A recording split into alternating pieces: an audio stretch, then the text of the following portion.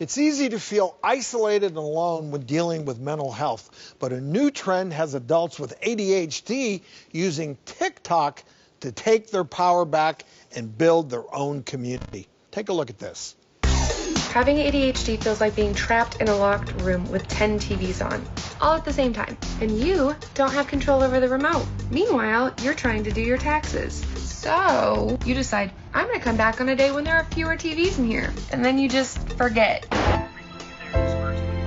And now we're fighting in the grocery store. Oh my god, you really hit that note. We are so talented. We should be on The Voice. Can you imagine? We would totally win. Take a shower at the same time every day. It's so easy. I keep a bottle of dry shampoo and toothpaste and sunscreen in the center console of my car. So that way I don't feel as guilty if I forget to shower or I'm running late or something. Because at least I look clean. And what do we do when we're feeling understimulated? Spend money I don't have on I don't need. No! Joining us now are board-certified clinical neuropsychologist, the brilliant Dr. Judy Ho, and popular ADHD TikToker, Danny Donovan. Hello. Hi. Hi, Judy. So for people at home that aren't familiar, tell us exactly what ADHD is. Attention deficit hyperactivity disorder is a neurological disorder that impacts the parts of our brain that help us to plan, focus, and execute tasks. So mostly in the frontal region of our brain.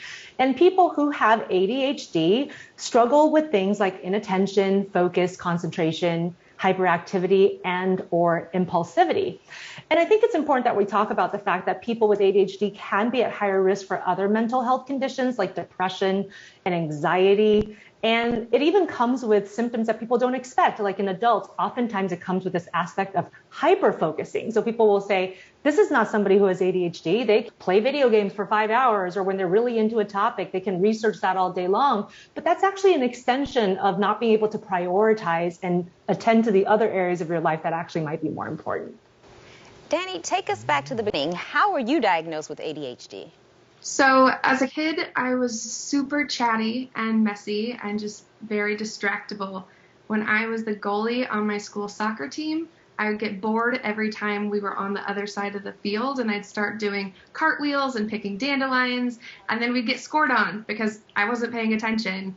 I was constantly doodling in class and staying up late doing my homework, and I got missed. I was in the gifted program. I was getting good grades. And in 5th grade, my mom even asked my teacher, do you think my daughter might have ADHD? And she told her she can't have ADHD, she's too smart.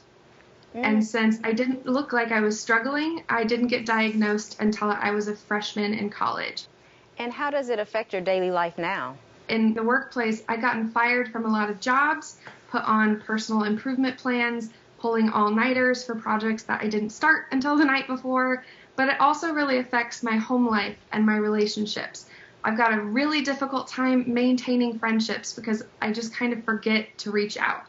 And I love my husband.